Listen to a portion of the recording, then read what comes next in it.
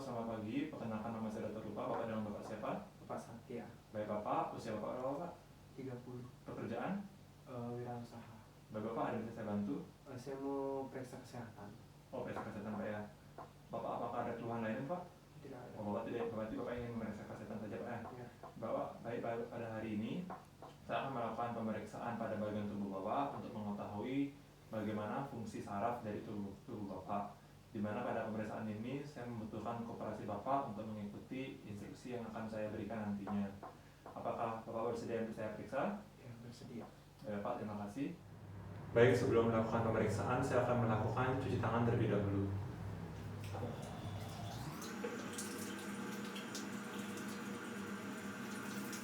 Baik, jadi pada pagi hari ini saya akan melakukan pemeriksaan nervus 7 hingga nervus 12, serta akan melakukan pemeriksaan sensorik pada pasien. Yang pertama akan saya lakukan adalah pemeriksaan nervus 7, yaitu nervus facialis. Baik, jadi pada pemeriksaan nervus 7, yaitu nervus facialis, yang pertama akan saya lakukan adalah pemeriksaan inspeksi, yaitu kita memperhatikan bagaimana posisi ataupun muka pasien ketika pada saat beristirahat. Di sini saya akan memperhatikan apakah terdapat suatu kelumpuhan pada sebelah sisi wajah pasien. Yang akan saya amati adalah dari kerutan dahinya, apakah terdapat sisi yang tertinggal. Kemudian saya akan memperhatikan sudut alis dan sudut mata, apakah terdapat sisi yang tertinggal. Kemudian saya akan memperhatikan bagaimana posisi dari nasolabialisnya, apakah terdapat yang tertinggal. Kemudian saya akan memperhatikan sudut bibir pasien, apakah terdapat sudut yang tertinggal yang menandakan adanya satu kelumpuhan dari nervus facialis pada pasien. Kemudian saya akan memperhatikan bagaimana pasien ketika menutup mata, apakah terdapat suatu sisi yang tidak dapat menutup secara sempurna. Kemudian saya juga perhatikan apakah kelumpuhan tersebut dialami pada sisi kedua belah sisi ataupun hanya sisi satu saja, dan apakah melibatkan semua sisi atau hanya setengah bagian saja. Baik, setelah melakukan inspeksi untuk menilai pada posisi wajah pasien saat beristirahat, sekarang saya akan menilai fungsi motorik dari nervus facialis pasien dengan cara meminta pasien untuk mengikuti instruksi yang akan saya berikan sekarang.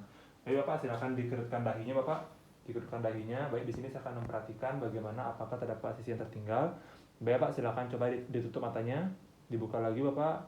Baik, kemudian Bapak silakan tersenyum Bapak, tersenyum sampai giginya terlihat Bapak. Di sini saya akan memperhatikan apakah terdapat sisi yang tertinggal.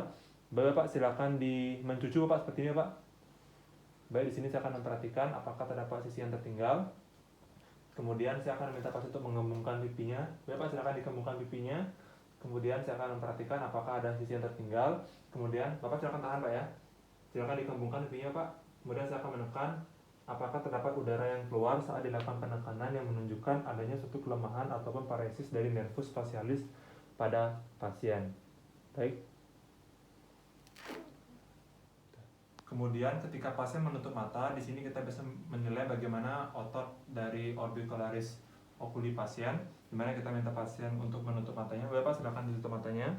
Kemudian silakan tahan Pak ya. Kemudian saya akan melakukan penarikan pada otot daerah sekitar untuk menilai bagaimana kekuatan dari otot pasien ketika diminta untuk menutup mata. Dan kita nilai apakah terdapat suatu kelemahan pada otot di sekitar pasien di lokasi tersebut. Baik, sekarang saya akan melakukan pemeriksaan sensorik pada pasien, yaitu pada nervus 7. Salah satunya adalah kita akan memeriksa bagian lidah 2/3 bagian depan, di mana saya sudah menyiapkan alat-alat atau larutan untuk menilai sensoris pasien, di mana saya sudah menyiapkan larutan asam dengan asam sita 1%, kemudian asin saya sudah menyiapkan NaCl 2,5%, kemudian untuk menilai rasa manis saya sudah menyiapkan glukosa 5%, dan untuk menilai rasa pahit saya sudah menyiapkan HCl quinine 0,075%. Di mana di sini saya akan meminta pasien untuk tidak berbicara dan tidak menelan saat dilakukan pemeriksaan. Kemudian pasien akan menjawab dengan menunjukkannya dengan menggunakan jari untuk menilai apakah yang sedang dirasakan oleh pasien, apakah rasa asam, asin, manis, ataupun pahit. Kemudian setelah itu saya akan membersihkan lidah 2/3 bagian depan bagian pasien dengan menggunakan tisu. Baik Bapak, sekarang saya akan meneteskan larutan ini ke lidah Bapak. Bapak silakan dibukakan lidahnya nanti. Dan ketika diteteskan, Bapak tolong jangan berbicara dan tolong jangan ditelan Pak ya. Nanti Bapak silakan tunjukkan di kertas ini apakah yang Bapak rasakan setelah saya tetesin larutan ini Pak ya. Apakah Bapak ngerti ya Pak? Baik Pak, silakan dibukakan lidahnya. Lagi Pak. Baik, kemudian saya akan meneteskan di sini.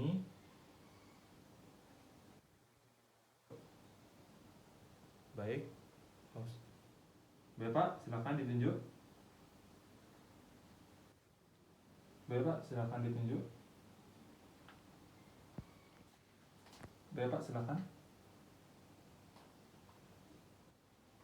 Baik Pak, terima kasih. Sekarang silakan membersihkan 2/3 lidah bagian depan pasien dengan menggunakan tisu. Baik Pak, silakan. Untuk hasil interpretasinya, apabila pasien mampu menunjukkan rasa sesuai dengan apa yang diteteskan, berarti pasien tersebut normal. Apabila pasien tidak mampu merasakan larutan apa yang sedang dia ketika diteteskan kepada lidah pasien dan pasien tidak tahu rasanya seperti apa, itu disebut sebagai algeusia. Dan apabila terdapat suatu penurunan fungsi ketika lidah pasien diteteskan dengan larutan dan pasien memiliki fungsi pengecapan yang berkurang, itu dikatakan sebagai hipoalgesia. Dan di sini pasien dikatakan dari hasil pemeriksaan adalah normal. Baik, selanjutnya saya akan melakukan pemeriksaan refleks staphylococcus pada pasien, di mana pada pemeriksaan ini saya akan memasangkan stetoskop pada kedua telinga pasien. Kemudian saya akan melakukan penggoresan ataupun penggentukan secara ringan pada bagian stetoskop. Kemudian kita amati apakah pasien mengalami suara yang terasa lebih keras ataupun lebih nyeri ketika dilakukan pemeriksaan pada kali ini. Baik Bapak, sekarang saya akan melakukan pemeriksaan di mana nanti saya akan meletakkan stetoskop ini kepada kedua telinga Bapak. Nanti saya akan berikan ketukan ataupun menggoresan sedikit dan Bapak silakan beritahu saya apakah Bapak mengalami suara yang lebih keras atau Bapak mengalami nyeri Pak ya. Bapak silakan dipakai. Sudah Bapak? Sudah? Ya. Baik, sekarang saya akan melakukan penggoresan secara ringan dan pengetukan seperti ini. Mengalami suara yang keras atau Bapak mengalami nyeri seperti itu Bapak? Ya. Baik, terima kasih Bapak. Baik, pada pemeriksaan tadi, apabila pasien mengalami nyeri atau mendengar suara yang keras ketika dilakukan pemeriksaan dengan menggunakan stetoskop, maka ini disebut sebagai hasil yang abnormal atau pasien mengalami hiperakusis. Dan pada pasien tadi, pasien tidak mengalami keluhan ataupun mengalami gangguan ketika dilakukan pemeriksaan, sehingga dapat disimpulkan pasien tersebut adalah normal. Baik, sekarang saya akan melakukan pemeriksaan lakrimasi, di mana pada pemeriksaan ini saya akan menilai bagaimana produksi air mata dari pasien. Kemudian yang akan saya lakukan adalah dengan menggunakan tes lakmus. Dengan menggunakan tes lakmus ini, saya akan meletakkan kertas lakmus dengan berukuran 5x50 mm. Pada salah satu ujung kertas akan saya lipat dan diselipkan pada bagian konjungtival sak di dekat sudut medial dari pasien. Kemudian saya akan diamkan selama 5 menit dan saya akan perhatikan apakah hasil dari pemeriksaan skimmer test atau fungsi lakrimasi dari pasien. Kemudian selain itu saya juga akan melakukan pemeriksaan pada produksi air liur pasien, di mana saya akan melakukan inspeksi untuk menilai apakah terdapat suatu produksi yang berlebihan pada air liur pasien. Baik, pada pemeriksaan skimmer test ini saya sudah menyiapkan kertas lakmus yang akan saya selipkan di mata pasien. Baik Pak, silakan Pak ya, saya izin Pak ya. Silakan ditutup matanya Bapak selama 5 menit. Baik. Baik, setelah dilakukan tadi, kita diamkan selama 5 menit, kemudian kita amati kertas lakmusnya. Apabila pada saat dilakukan kertas lakmus berubah menjadi warna biru dengan sepanjang 20 hingga 30 mm, maka dapat dikatakan fungsi lakrimasi dari pasien adalah normal. Baik Pak, sekarang saya akan melakukan pemeriksaan pada bagian dalam mulut Bapak untuk menilai apakah Bapak mengalami produksi air liur yang berlebih Pak ya. Bapak silakan dibuka mulutnya Pak. Saya akan periksa apakah terdapat produksi air yang berlebih ataupun hiposekresi ataupun hiperlakrimasi pada bagian dalam mulut pasien. Baik Pak, terima kasih. Apakah pada Bapak saat makan atau saat mengunyah, apakah Bapak memiliki keluhan berupa produksi air liur yang berlebih? Tidak. Baik Pak, terima kasih. Baik, selanjutnya saya akan melakukan pemeriksaan refleks glabella, di mana saya akan mengetukkan jari saya pada daerah glabella pasien, di mana pada saat ketukan normalnya akan terdapat kontraksi dari musculus orbicularis oculi pada kedua mata pasien sebagai respon pertahanan diri. Dan ketika diketukan itu normal, dan jika diketukan kembali berulang kali pasien masih mengedipkan matanya, itu berarti menunjukkan terdapat suatu gangguan pada pasien. Baik Bapak, sekarang saya akan melakukan pengetukan pada bagian glabella Bapak di sini Bapak ya. Nanti Bapak silakan tenang dan saya mohon izin Pak ya.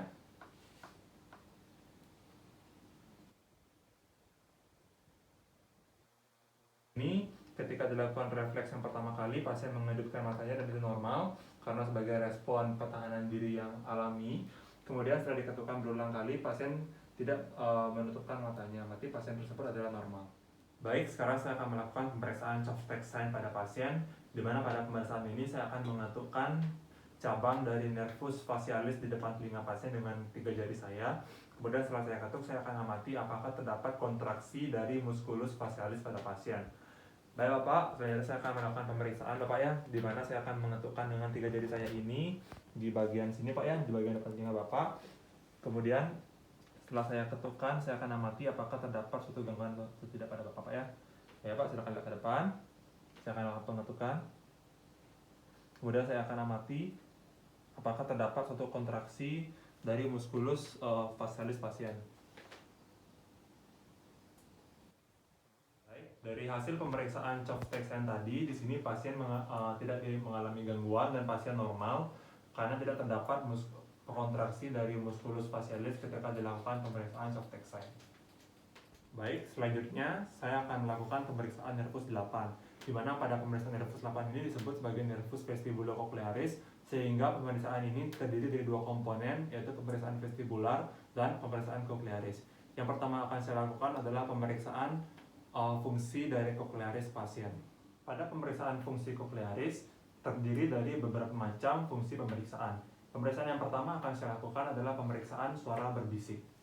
Adapun prosedur dari pemeriksaan suara berbisik ini, yang pertama yang kita butuhkan adalah ruangan yang terang, kemudian pasien memiliki atensi yang bagus, kemudian saya akan memposisikan diri saya dengan pasien dengan jarak 5 meter. Kemudian ketika dilakukan pemeriksaan, pasien diminta untuk menutup matanya, kemudian pada saat melakukan pemeriksaan telinga kiri, kita minta pasien untuk menutup telinga kanannya. Kemudian kita sebutkan beberapa kata seperti buku, kuda, dan lain-lain. Dan kita minta pasien untuk menyebutkan kata yang kita sebutkan tadi, apakah pasien masih bisa mendengar ataupun tidak. Normalnya pada jarak 5 meter, pasien masih mampu mendengarnya. Begitu pula pada pemeriksaan telinga kanan, kita minta pasien untuk menutup telinga kirinya dan menutup mata. Baik Bapak, sekarang saya akan melakukan pemeriksaan suara berbisik. Saya akan periksa telinga kanan Bapak. Bapak silakan nanti tutup mata Bapak dan tutup telinga kiri Bapak menggunakan tangan kiri Bapak. Kemudian saya akan berbisik dan Bapak tolong sebutkan kata yang saya ucapkan Bapak ya. Baik Pak, silakan ditutup matanya dan silakan tutup. Sekarang saya akan berdiri dengan jarak 5 meter dari Bapak. Kemudian saya akan berbisik dan Bapak silakan sebutkan kata yang Bapak saya ucapkan Bapak ya. Buku, kuda, api. Baik, terima kasih. Sekarang sebaliknya, begitu juga sebaliknya, saya akan memeriksa telinga kiri Bapak. Bapak silakan tutup mata Bapak dan tutup telinga kanan Bapak dengan menggunakan tangan kanan Bapak. Saya akan berdiri dengan jarak 5 meter. Bapak silakan sebutkan kata yang saya ucap. Beja, kursi, kuda. Baik pada pemeriksaan suara berbisik tadi, baik pada telinga kanan ataupun telinga kiri pasien tidak mengalami gangguan sehingga pasien dikatakan normal. Baik, selanjutnya saya akan melakukan pemeriksaan fingerab, di mana saya akan meminta pasien untuk duduk, kemudian saya akan mengekstensikan tangan saya dengan jarak kurang lebih 70 cm pada kedua sisi telinga.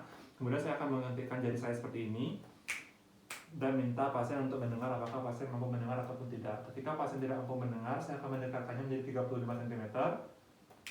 Tanyakan apakah pasien masih bisa mendengar. Kemudian apabila pasien masih tidak bisa mendengar, saya akan dekatkan dengan jarak 2 cm dari telinga pasien dengan tidak menyentuh telinga pasien, dan saya akan hentikan kembali dan minta pasien untuk meminta pasien apakah pasien masih bisa mendengar ataupun tidak. Pada pemeriksaan pasien ini syaratnya adalah pasien harus memiliki atensi yang baik dan pasien memiliki kesadaran yang baik. Baik Bapak, pada pemeriksaan berikutnya di sini saya akan menentangkan tangan saya seperti ini. Kemudian saya akan mencentikkan jari-jari saya dan Bapak tolong sebutkan apabila Bapak mendengar Pak ya. Jika mendengar, sebutkan mendengar seperti itu Bapak ya. Dengan jarak kurang lebih 70 cm dengan seperti ini. Baik Pak. Mendengar. Baik, pemeriksaan berikutnya adalah saya akan melakukan pemeriksaan dengan menggunakan tes Karputala, di mana Karputala yang saya gunakan adalah 512 Hz, di mana di sini bertujuan untuk menilai bagaimana fungsi pendengaran dari pasien, baik melalui hantaran udara ataupun hantaran tulang. Di mana pada pemeriksaan ini terdiri dari berbagai macam tes, ada tes Rine, ada tes Weber, dan ada tes Swabah. Pada pemeriksaan ini saya menggunakan Karputala dengan 512 Hz yang lumrah dan umum digunakan pada praktek klinis sehari-hari. Yang pertama akan saya lakukan adalah pemeriksaan Rine, di mana pada pemeriksaan ini saya akan menggetarkan Karputala, Kemudian saya akan letakkan pada mastoid telinga pasien terlebih dahulu. Kemudian sampai pasien tidak bisa mendengar lagi, saya akan pindahkan ke depan meatus acousticus externa pasien dan amati dan periksa apakah pasien masih bisa mendengarnya ataupun tidak. Dilakukan pada telinga kanan dan telinga kiri. Baik, sekarang Bapak, saya akan melakukan pemeriksaan tes rine, di mana nanti saya akan menggetarkan garpu tala saya seperti ini Pak ya. Ya. Nanti saya akan getarkan, saya letakkan di bagian telinga belakang Bapak, di tulangnya. Nanti Bapak tolong bilang ke saya kalau Bapak bisa mendengar Pak ya. Ya. Dan ketika sudah Bapak tidak bisa mendengar lagi, tolong sampaikan kepada saya. Dan saya akan pindahkan ke depan bagian telinga Bapak seperti ini, di depan telinga Bapak. Nanti kalau Bapak masih bisa mendengar, tolong sampaikan kepada saya. Baik Pak, saya akan getarkan.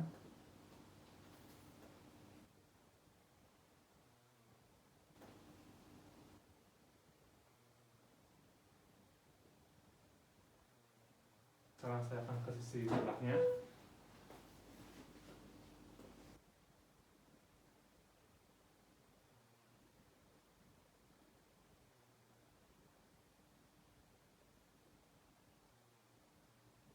Baik, pada pemeriksaan tadi, pada pemeriksaan telinga kanan ataupun telinga kiri, pada tes rine, pasien masih mampu mendengar ketika dilakukan pemeriksaan pada fungsi hantaran tulang ataupun hantaran udara yang menunjukkan bahwa pasien ini adalah normal. Baik, selanjutnya saya akan melakukan pemeriksaan tes Weber, di mana pada pemeriksaan tes Weber ini bertujuan untuk menilai bagaimana daya transport dari hantaran tulang pada telinga kanan ataupun telinga kiri pasien.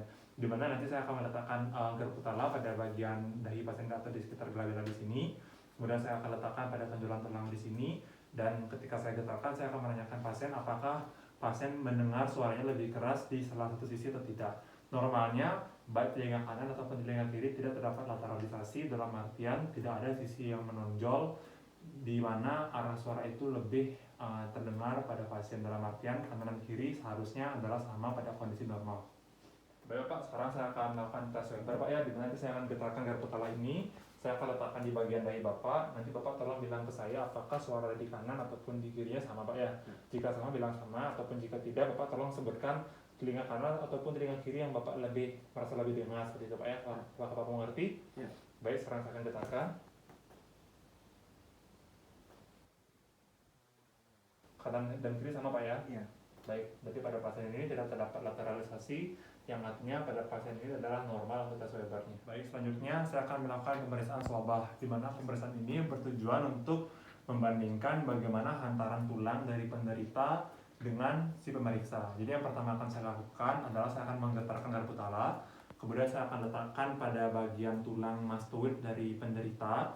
Kemudian ketika penderita sudah tidak bisa mendengar lagi, kemudian saya akan pindahkan garpu tala ini ke bagian tulang telinga saya. Dan jika saya tidak mendengar lagi, itu artinya normal. Namun jika saya masih bisa mendengarnya, itu dikatakan swabah dari pasien ataupun hasil swabahnya adalah memendek. Adapun syarat dari pemeriksaan ini adalah pemeriksa harus memiliki fungsi pendengaran yang baik dan tidak mengalami gangguan. Dan juga pasien harus sadar dan kooperatif. Baik Bapak, sekarang saya akan melakukan tes swabah Pak ya, dimana akan saya getarkan ini garpu talanya. Saya akan letakkan di bagian telinga Bapak di belakang di tulang Bapak ya. Dan ketika Bapak sudah tidak bisa mendengar lagi, Bapak silakan bilang ke saya Bapak ya. Dan kemudian saya akan letakkan di depan telinga saya ini untuk mengetahui apakah Bapak normal ataupun tidak untuk fungsi pendengarannya Pak ya. Ya Pak, saya akan getarkan seperti ini.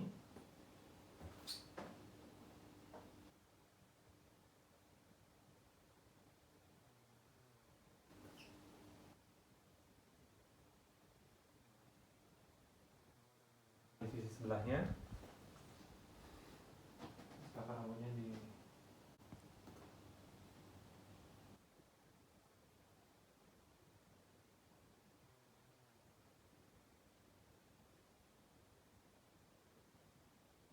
Baik, dari hasil pemeriksaan swabah tadi, di sini pasien tidak mengalami pemendekan dari swabah ataupun kelainan, sehingga dapat disimpulkan hasil tes swabah pasien adalah normal. Jadi dari fungsi pemeriksaan nervus cochlearis, dari tes berbisik, tes pinjerap, tes Weber, tes rine ataupun tes swabah, di sini pasien masih tergolong dalam kategori normal dan tidak menunjukkan adanya kelainan. Baik, sekarang saya akan melanjutkan ke pemeriksaan pada fungsi yang kedua, yaitu pada fungsi vestibularis ataupun fungsi keseimbangan. Jadi yang pertama yang akan saya lakukan di sini adalah kalori test. Di mana pada pemeriksaan kalori test di sini saya sudah menyiapkan dua larutan ataupun dua bahan yang dingin dan yang panas. Di mana nanti saya akan memasukkan larutan ini ke telinga pasien. Kemudian setelah memasuki ke telinga pasien, saya akan amati bagaimana nystagmus yang terjadi. Pada umumnya terdapat istilah COSE, yaitu cold opposite dan warm same side. Jadi contohnya pada telinga kiri, ketika telinga kiri dimasukkan ke air dingin, maka akan terdapat nystagmus ke kanan, dan apabila pada telinga kiri dimasukkan air hangat atau air panas, maka nystagmusnya akan ke sisi yang ditetesi pada air hangat tersebut. Jadi sekarang saya akan melakukan pemeriksaan tersebut pada pasien. Baik Bapak, sekarang saya akan lanjutkan ke pemeriksaan kalori test Pak ya, di mana nanti Bapak silakan menghadap ke sebelah kiri Pak ya. Kemudian pada telinga kanan Bapak, di sini saya akan berikan satu larutan Pak ya. Di sini larutannya aman Pak, cuma berbeda suhu, ada suhu panas, ataupun suhu dingin. Nanti ketika saya tetesi, saya akan amati pergerakan bola mata Bapak untuk mengetahui apakah ada kelainan ataupun tidak Pak ya. Baik Pak, saya akan mulai pemeriksaannya. Yang pertama saya gunakan adalah air dingin terlebih dahulu pada telinga kanan pasien. Kemudian saya akan amati apakah terdapat nystagmus pada pasien.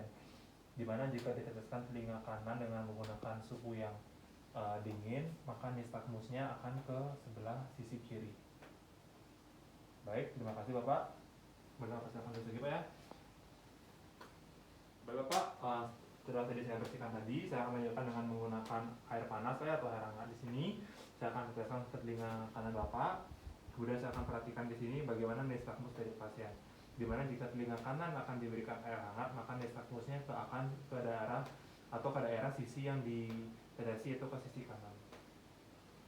Baik Pak, terima kasih. Baik, selanjutnya di sini saya akan melakukan pemeriksaan fast pointing test, di mana nanti saya akan meletakkan jari telunjuk saya seperti ini. Kemudian saya akan minta pasien untuk meletakkan jari telunjuknya ke daerah sini, ke daerah telunjuk saya dengan mata terbuka.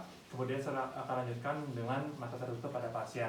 Normalnya pasien baik pada mata terbuka ataupun mata tertutup, pasien masih mampu menyentuh telunjuk saya dengan menggunakan telunjuk pasien. Baik Bapak, selanjutnya saya akan pemeriksaan fast pointing test Bapak ya, di mana saya akan letakkan jari saya seperti ini. Bapak silakan nanti sentuh dengan menggunakan kedua jari telunjuk Bapak. Yang pertama dengan mata terbuka, kemudian dilanjutkan dengan mata tertutup Pak ya. Baik Pak, silakan disentuh dengan mata terbuka. Baik Pak, dengan mata terbuka angkat. Masih mata terbuka letakkan. Baik, sekarang dengan mata tertutup Bapak, silakan angkat, letakkan. Baik, lagi Pak, letakkan. Baik, pada pemeriksaan fast pointing test tadi, pasien mampu dengan baik meletakkan kedua jari telunjuknya pada kedua telunjuk tangan saya, baik pada mata terbuka ataupun pada mata tertutup, yang menandakan pasien masuk dalam kategori normal. Sekarang saya akan melakukan pemeriksaan selanjutnya untuk menilai fungsi vestibular, yaitu pemeriksaan rombok dan rombok dipertajam. Jadi pada pemeriksaan rombok ini, nanti saya akan meminta pasien untuk berdiri, kemudian menyilangkan tangannya seperti ini dengan tidak menggunakan alas kaki dan kedua kaki dirapatkan. Kemudian saya akan meminta pasien berdiri selama 30 detik dengan mata terbuka. Kemudian saya amati apakah pasien mengalami gangguan keseimbangan. Kemudian saya akan lanjutkan ke pemeriksaan dengan mata tertutup dengan posisi yang sama. Baik Bapak, silakan berdiri Bapak. Baik Bapak, silakan berdiri. Sekarang saya akan melakukan pemeriksaan rombok ya Bapak. Jadi Bapak nanti tolong silakan kakinya dirapatkan dengan tidak menggunakan alas kaki. Kemudian tangan Bapak disilangkan seperti ini Pak ya. Dengan mata terbuka, Bapak silakan lihat ke depan. Nanti Bapak selama 30 detik akan saya amati apakah Bapak mengalami gangguan keseimbangan ataupun tidak. Sekarang saya akan berdiri di belakang Bapak untuk menjaga Bapak ya. Baik Bapak, silakan. 30 detik Bapak tidak terjatuh. Bapak sekarang silakan tutup mata Bapak dengan posisi yang sama selama 30 detik Bapak ya. Selanjutnya saya akan lanjutkan dengan pemeriksaan rombok dipertajam, di mana pada rombok dipertajam Bapak ya. Bapak silakan letakkan kaki kanan Bapak di depan kaki kiri Bapak, menempel tumitnya baik seperti ini. Bapak silakan dengan mata terbuka selama 30 detik dan saya amati apakah Bapak mengalami gangguan keseimbangan ataupun tidak. Baik Pak, saya akan lanjutkan dengan mata tertutup. Bapak silakan ditutup matanya. Baik, pada bagian interpretasi pada pasien tersebut, jika pasien sudah jatuh dalam keadaan mata terbuka, berarti dicurigai pasien mengalami gangguan di cerebellum. Namun, jika pasien jatuh pada kondisi mata tertutup, maka pasien dapat mengalami gangguan pada vestibulum ataupun pada fungsi proprioseptif pasien. Tadi hasil dari pemeriksaan menunjukkan bahwa pasien ketika dilakukan pemeriksaan tes rombak hasilnya adalah normal ataupun tidak mengalami gangguan. Pada pemeriksaan berikutnya saya akan melakukan pemeriksaan jalan tandem, di mana pada pemeriksaan jalan tandem ini saya akan meminta pasien untuk berjalan mengikuti garis lurus dengan meletakkan kaki yang satu ke kaki yang lainnya seperti ini. Bisa dilihat seperti ini. Baik, kemudian pada pemeriksaan ini dilakukan pada dua kondisi, yaitu pada kondisi mata terbuka dan kondisi mata tertutup. Kemudian saya akan amati apakah pasien mengalami gangguan keseimbangan ataupun tidak. Baik Pak, silakan Bapak berdiri Bapak. Kemudian Bapak silakan diam di sebelah sini. Nanti pada hari ini saya akan melakukan pemeriksaan jalan tandem Bapak ya. Bapak silakan jalan garis lurus ke arah sana dengan nanti kakinya tolong diletakkan ke sisi yang sebelahnya Pak ya, seperti ini Pak ya. Kaki kiri maju, kanan maju diletakkan di depan kaki lainnya. Bapak jalan secara lurus. Ketika Bapak jalan ke sana, Bapak jalannya dengan mata terbuka Pak ya. Kemudian ketika Bapak balik, Bapak jalan dengan mata tertutup. Saya akan mengawasi di sebelah sini untuk menjaga Bapak apabila Bapak jatuh. Bapak silakan dimulai jalan. Saya amati apakah terdapat gangguan keseimbangan pada pasien ataupun tidak. Baik Pak, kemudian sekarang balik Bapak dengan jalan yang sama seperti tadi dengan mata tertutup. Tutup mata ya Pak ya. Dari pemeriksaan jalan tandem tadi, baik dalam mata terbuka ataupun mata tertutup, pasien tidak mengalami gangguan keseimbangan. Sehingga dapat disimpulkan dari pemeriksaan jalan tandem tadi, pasien masih dalam kategori normal. Pada pemeriksaan berikutnya, saya akan melakukan pemeriksaan yaitu tes Fukuda atau Fukuda stepping, di mana nanti saya akan meminta pasien untuk berdiri. Baik Pak, silakan berdiri Bapak. Sebelah sini Pak ya. Pada sini Pak. Baik. Kemudian Bapak tolong letakkan tangannya seperti ini, luruskan. Baik. Kemudian nanti Bapak tolong jalan di tempat Pak ya, seperti ini Pak ya, selama 50 kali dengan mata tertutup. Nanti saya akan berdiri di sebelah belakang Bapak untuk mengawasi Bapak dan menjaga apabila Bapak mengalami gangguan keseimbangan. Nanti Bapak silakan hitung Pak ya, 1, 2, 3, 4, 5 dan seterusnya sampai 50 dan saya akan jaga di belakang Bapak. Baik Pak, Bapak mengerti? Baik Pak, silakan dihitung Pak ya. Saya mulai. 2, 3, 5, 4, 6, 47, 48, 49, 50. Baik Pak, terima kasih. Hasil pemeriksaan tes Fukuda tadi, pasien tergolong dalam kategori normal. Jika pasien ketika dilakukan tes Fukuda dengan mata tertutup mengalami deviasi ataupun tidak seimbang atau menunjukkan adanya deviasi lebih dari 30 derajat atau pasien maju ataupun mundur lebih dari 1 meter, maka dapat disimpulkan pasien tersebut mengalami gangguan pada fungsi keseimbangannya. Namun pada pasien tadi, pasien tidak mengalami gangguan sehingga dapat dikatakan fungsi keseimbangan dari pasien adalah masih normal. Saya akan lanjutkan ke pemeriksaan nervus 9, glossopharyngeus dan nervus 10 yaitu nervus vagus. Jadi sekarang saya akan melakukan pemeriksaan nervus 9 dan 10. Yang pertama adalah bagaimana saya akan menilai fungsi menelan pada pasien apakah terdapat disfagia ataupun tidak. Saya akan melakukan pemeriksaan nervus 9 dan nervus 10, di mana di sini sudah menyiapkan air. Bapak nanti silakan minum dan saya akan perhatikan apakah Bapak mengalami kesulitan dalam menelan ataupun tidak yang akan saya evaluasi nantinya Bapak ya. Bapak silakan diminum. Kemudian saya akan amati apakah terdapat tanda-tanda kesulitan dalam menelan ataupun pasien mengalami tersedak. Baik, dari hasil pemeriksaan ini pasien tidak mengalami disfagia sehingga dari pemeriksaan ini dikatakan normal. Pemeriksaan berikutnya nanti Bapak silakan dibuka mulutnya. Kemudian saya akan memperhatikan bagaimana posisi dari palatum mole, arcus faring dan uvula dari pasien. Kemudian saya akan minta pasien untuk mengucapkan A. Saya akan perhatikan bagaimana uvulanya bergetar dan saya akan perhatikan apakah terdapat kelumpukan dari palatum mole, arcus faring ataupun uvula dari pasien. Biasanya yang akan mengalami kelumpukan akan jatuh ke sisi yang lebih akan bersifat tidak simetris seperti itu ketika dalam pemeriksaan. Bapak silakan dibuka mulutnya. Baik, buka Pak ya. Saya akan perhatikan bagaimana posisi dari palatum mole, arcus faring dan uvula. Bapak silakan bilang A. Baik, di sini saya tidak menemukan adanya ketidaksimetrisan sehingga dapat dikatakan pada pemeriksaan ini dikatakan pasien masih normal. Melakukan pemeriksaan berikutnya yaitu saya akan meletakkan beberapa larutan yang masing-masing terdiri dari asin, manis, asam dan pahit yang akan saya letakkan pada bagian sepertiga posterior dari lidah. Nanti Bapak silakan dikeluarkan lidahnya Bapak ya. Bapak tidak boleh menelan, tolong dikeluarkan. Nanti silakan tunjuk rasa apa yang saya berikan kepada Bapak ya. Saya mulai yang pertama Pak ya. Setelah dikeluarkan ya Pak. Baik. Baik.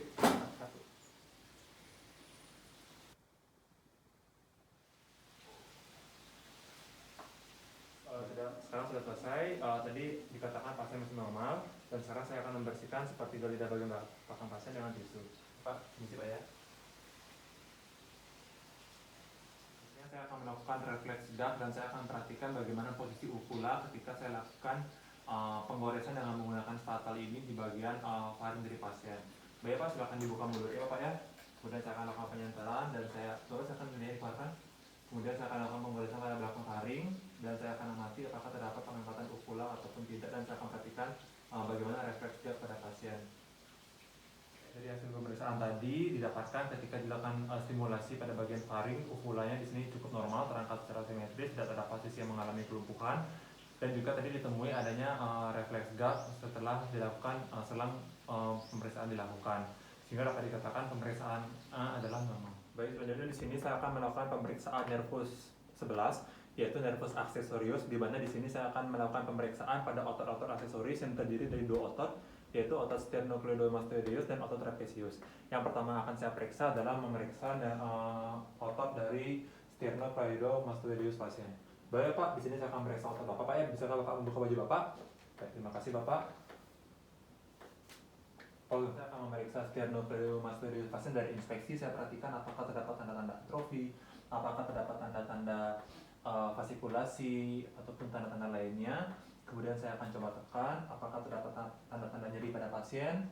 Baik, sekarang di sini saya akan menilai kekuatan dari otot sternocleidomastoideus pasien dengan cara memeriksa pada sisi kanan dan sisi kiri. Yang pertama akan saya periksa adalah pada sisi kiri pasien, di mana saya akan meminta pasien untuk menoleh ke sisi kiri dan saya menahannya dari sini. Baik Pak, silakan digerakkan ke sana. Saya akan merasakan bagaimana kekuatannya. Baik Pak, ke sisi sebelahnya Bapak. Baik, di sini saya merasakan bagaimana kekuatan dari otot sternocleidomastoideus pasien pada sisi kanan dan sisi kiri. Yang selanjutnya yang kedua yang saya periksa adalah saya akan memeriksa otot trapezius pasien. Di sini saya akan memperhatikan apakah terdapat tanda-tanda atrofi, tanda-tanda fasikulasi, kemudian jadi Bapak, saya akan perhatikan apakah terdapat tanda-tanda nyeri pada otot trapezius pasien. Kemudian sekarang saya akan menilai kekuatan motoriknya dengan cara meminta pasien mengangkat kedua belah dari otot trapeziusnya atau pundaknya. Baik Pak, silakan diangkat. Saya berikan tangannya Pak ya. Bapak silakan angkat. Baik, di sini saya merasakan bagaimana kekuatan dari otot trapezius pasien. Baik Pak, terima kasih. Di sini pada pemeriksaan kedua otot, yaitu otot sternocleidomastoideus dan trapezius, tidak ditemukan adanya kelainan, sehingga dapat dikatakan nervus aksesoris pasien masih dalam kategori normal. Sekarang saya akan lanjutkan ke pemeriksaan nervus 12, yaitu nervus hypoglosus, di mana pada pemeriksaan ini saya akan menilai bagaimana lidah dari pasien. Jadi yang pertama akan saya perhatikan adalah, Bapak silakan mulutnya, silakan dibuka, letakkan di dalam Pak lidahnya terlebih dahulu. Di sini saya akan melihat bagaimana posisi lidah pasien ketika beristirahat atau tidak dikeluarkan. Normalnya posisi lidah yang normal akan berada di tengah. Kemudian saya akan inspeksi apakah terdapat tanda-tanda fasikulasi, tremor ataupun atrofi pada lidah pasien. Kemudian saya akan meminta pasien untuk mengeluarkan lidahnya, Pak, silakan dikeluarkan. Baik, di sini saya akan perhatikan bagaimana posisi lidahnya. Di sini saya perhatikan lidah pasien masih dalam posisi tengah, tidak ditemukan adanya tanda-tanda fasikulasi, tremor ataupun atrofi. Baik Pak, silakan tutup lagi. Kemudian saya akan lanjutkan ke pemeriksaan motorik dari lidah. Bapak silakan, saya akan meminta pasien untuk menggerakkan lidahnya ke sisi pipi, dan dengan meletakkan tangan saya di pipi, Bapak silakan tekan tangan saya menggunakan lidah Bapak. Baik Pak, ke sisi sebelahnya, saya akan perhatikan bagaimana perbandingan kekuatan antara sisi kanan dan sisi kiri. Baik Pak, terima kasih. Dimana pada umumnya apabila terdapat kelainan dari nervus 12 pada saat lidah beristirahat, maka lidah ini akan condong ke sisi yang sehat ataupun ke sisi yang tidak lesi. Kemudian akan ditemui ada tanda-tanda atrofi, tremor, dan fasikulasi. Dan apabila pasien tidak normal ketika dikeluarkan lidahnya, maka lidah tersebut akan condong atau deviasi ke sisi yang sakit. Namun pada pemeriksaan tadi, pasien masih normal dan tidak ditemukan adanya kelainan-kelainan yang terdapat pada pasien. Selanjutnya saya akan melakukan pemeriksaan sensoris. Jadi pada pemeriksaan yang pertama yang akan saya lakukan adalah pemeriksaan taktil atau pemeriksaan raba, di mana nanti saya akan menggunakan tisu yang akan saya letakkan pada bagian permukaan kulit pasien secara halus dengan tidak melebihi daerah subkutis. dan minta pasien apakah pasien mampu merasakan sentuhan yang saya lakukan pada pasien. Jadi pada hari ini saya akan lanjutkan ke pemeriksaan Pak ya, dimana nanti saya akan meletakkan tisu di daerah sini Pak ya. Yang ini seperti katakan iya Pak ya kalau merasakan, dan ini tidak Pak ya. Nanti Bapak nanti silakan tutup mata Bapak dan Bapak tolong sebutkan iya atau tidak apakah Bapak merasakan ataupun tidak Pak ya. Baik Bapak. Iya.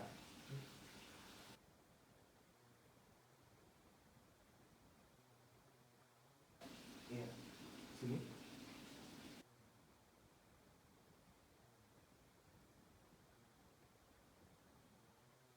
Ini sama di sini sama Bapak rasakan? Di sini dengan di sini apakah sama Pak? Baik, saya akan lanjutkan. Bapak bisa merasakan Pak? Merasakan. Iya. Iya. Iya. Iya. Iya. Apakah di sisi kanan, dan kiri ataupun atas dan bawah apakah Bapak merasakan hal yang sama? Iya. Baik Pak, terima kasih. Dan tadi didapatkan hasil pemeriksaannya adalah normal, di mana pasien memiliki sensasi taktil atau raba yang baik, dan terdapat satu istilah yaitu hipostesi ataupun anestesi jika pasien mengalami penurunan atau pasien tidak mampu merasakan sensasi sentuhan yang diberikan. Sekarang saya akan melanjutkan ke pemeriksaan nyeri superficial, di mana di sini saya sudah menggunakan benda yang memiliki sisi tajam dan sisi tumpul, di mana saya akan letakkan pada bagian permukaan tubuh pasien dengan sampai tidak melukai tubuh dari pasien. Kemudian saya akan minta pasien apakah pasien mampu menunjukkan ataupun merasakan dari sensasi yang saya berikan nantinya kepada pasien. Pak, sekarang saya akan lanjutkan ke pemeriksaan berikutnya Pak ya. Di sini saya ada suatu benda Pak ya, ada sisi tajam dan sisi tumpul. Untuk yang tajam seperti ini Pak ya. Bapak rasakan tajamnya Pak ya? Iya. Di sini tumpul. Nanti Bapak silakan tutup matanya dan saya akan periksa pada sisi bagian atas dan bagian bawah tubuh Bapak Pak ya. Bapak silakan tutup matanya Bapak. Bapak sebutkan tajam atau tumpul Pak ya. Tajam.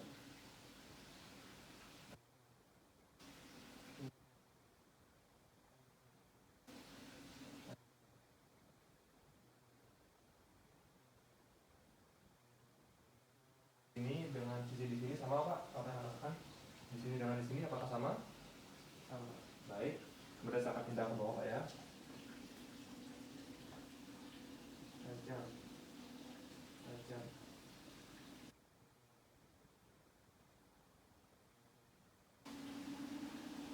Tajam. Baik. Tajam.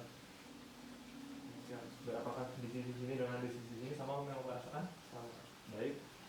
Terima kasih Pak. Akan ditutup matanya. Pada pemeriksaan nyeri superficial pada pasien tadi, pasien mampu merasakan benda tajam ataupun tumpul dengan baik pada sisi atas dan bawah, kanan dan kiri. Jadi pada pasien dikatakan normal. Dan jika pasien mengalami nyeri yang berlebih dikatakan sebagai hiperalgesia, dan jika pasien tidak mengalami atau mengalami penurunan dalam merasakan sentuhan disebut sebagai hiperalgesia. Dan jika pasien sama sekali tidak mampu merasakan sentuhan ataupun rangsangan tajam ataupun nyeri ataupun tumpul, pasien dikatakan sebagai analgesia. Pada pemeriksaan berikutnya saya akan melakukan pemeriksaan suhu pada pasien, di mana saya sudah menyiapkan 2 buah larutan yang bersifat panas dan dingin, di mana pada yang panas saya sudah menyiapkan dengan suhu 40 derajat Celcius, dengan suhu yang dingin saya sudah siapkan sebesar 10 derajat Celcius, di mana saya akan letakkan pada permukaan tubuh pasien dan meminta pasien apakah ini panas ataupun dingin.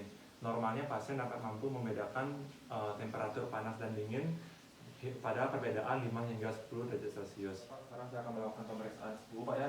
Nanti saya akan tempelkan 2 larutan ini ke permukaan tubuh Bapak. Yang ini panas Pak. Sama Pak ya. Ini yang biasa Pak ya, yang dingin Pak ya. Jadi nanti Bapak silakan tutup mata Bapak dan saya akan lakukan pemeriksaan ini pada bagian atas bawah dan kanan dan kiri tubuh Bapak. Apakah Bapak mengerti? Ya. Ya Pak, sekarang saya akan lakukan.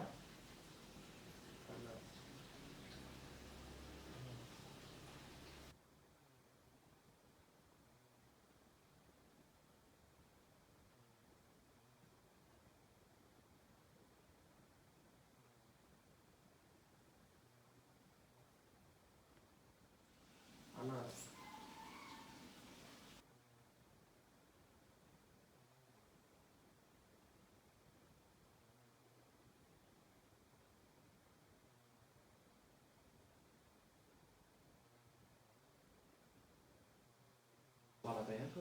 Baik, dari pemeriksaan tadi di sini didapatkan bahwa pasien memiliki sensasi pada suhu yang normal, di mana pada ekstremitas atas maupun ekstremitas bawah kanan dan kiri.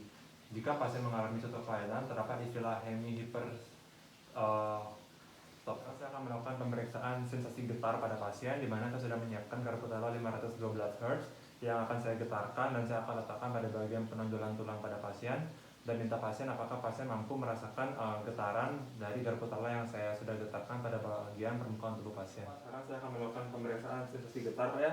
Nanti saya akan getarkan garpu tala seperti ini dan saya akan letakkan di bagian permukaan tubuh Bapak di penonjolan tulangnya. Dan jika Bapak merasakan seperti ada getaran, tolong katakan bergetar seperti itu, Pak ya. Bapak silakan ditutup matanya, Bapak, tangannya diluruskan.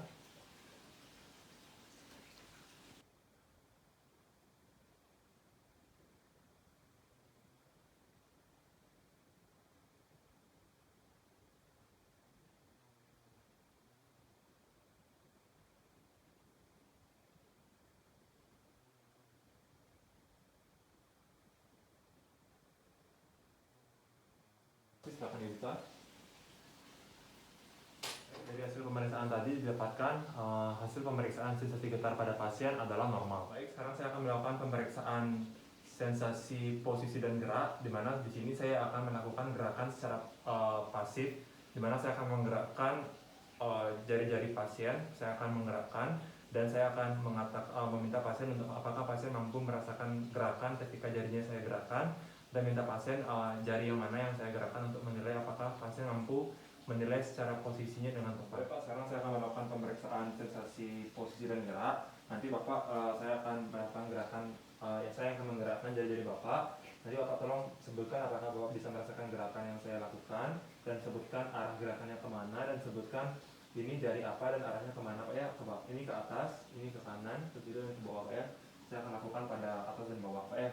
Pak, silakan ditutup matanya, Pak. Bapak merasakan, Pak? Iya. Ini jari apa, Pak? Dari tengah. Ini arahnya kemana, Pak? Atas. Kanan.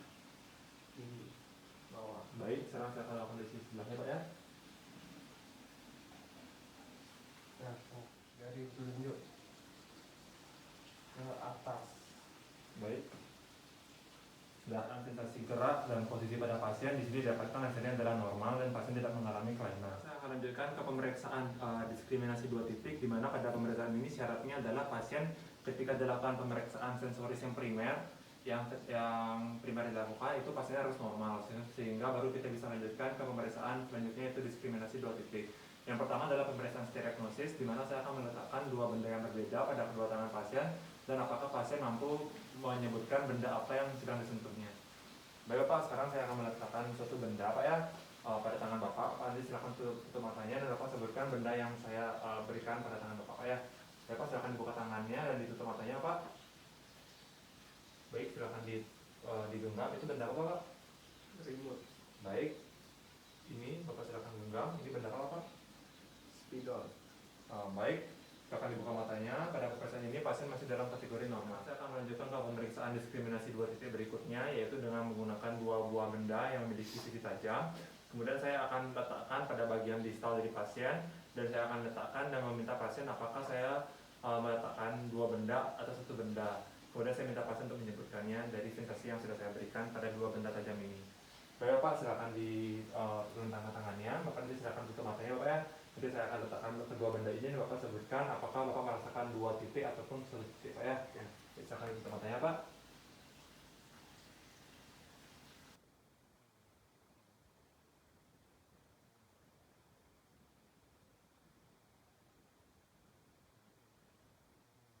Isi berikutnya. 2 1. Baik, pada pasien ini masih dalam kategori baik. Sekarang saya akan melakukan pemeriksaan berikutnya, yaitu pemeriksaan grafestesia, di mana nanti saya akan menggoreskan suatu huruf pada bagian telapak tangan pasien dan saya akan minta pasien untuk menyebutkan huruf yang saya goreskan, Pak ya. Baik, Bapak silakan dilentangkan tangannya. Nanti saya akan goreskan suatu huruf ini, Bapak sebutkan itu huruf O, Pak ya. Bapak saya akan mulai.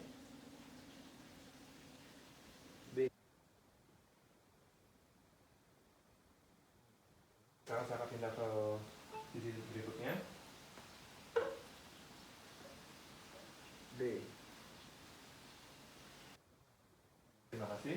Pada pemeriksaan kali ini pasien masih dalam kategori normal. Pada pemeriksaan berikutnya yang saya akan lakukan adalah pemeriksaan barognosis, di mana nanti saya akan meletakkan 2 buah benda dengan berat yang berbeda pada sisi kanan dan kiri tangan pasien. Saya akan minta pasien untuk menyebutkan daerah sisi mana yang lebih berat. Baik Pak, silakan dibuka kedua tangannya. Nanti saya akan letakkan dua buah benda ini Pak ya ke tangan Bapak, dan Bapak tolong sebutkan apakah sisi kanan ataupun sisi kiri yang Bapak merasakan lebih berat Pak ya. Bapak silakan dibuka matanya. Kiri Pak, kanan Pak? Kiri. Baik. Jadi pada pemeriksaan kali ini pasien dalam kategori saya akan melakukan pemeriksaan topognesia, di mana pada pemeriksaan ini saya akan meletakkan salah satu jari saya di sisi tubuh, di sisi tangan kanan atau tangan kiri pasien. Kemudian saya akan minta pasien untuk menunjukkannya dengan jari tangan pasien. Baik Bapak, silakan dibuka tangan seperti ini. Nanti Bapak saya akan berikan sentuhan Pak ya dengan jari tangan saya, dan Bapak tolong tunjuk tempat yang saya tunjukkan dengan tangan saya dengan jari Bapak Pak ya. Pak mengerti Pak? Ya. Bapak saya akan tutup matanya. Tunjukkan di mana yang saya sentuh tadi. Baik.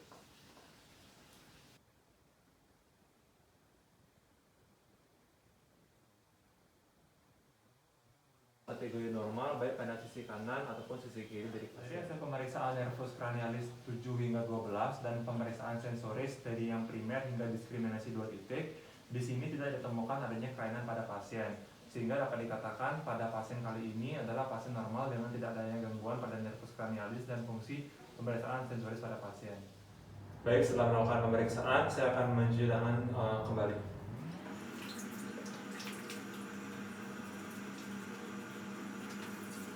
Pemeriksaan tadi yang sudah saya lakukan dari pemeriksaan nervus 7 hingga 12 dan pemeriksaan sensoris yang tadi saya lakukan pada Bapak, pada bagian kulit Bapak. Di sini Bapak tidak mengalami kelainan Bapak ya.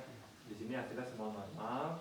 Mungkin nanti kedepannya Bapak silakan jaga kondisi, dan jika Bapak ada keluhan atau apapun lagi, silakan Bapak kontrol kepada saya Pak ya. Ada apa yang ingin Bapak tanyakan lagi ya Pak? Sekian dan terima kasih.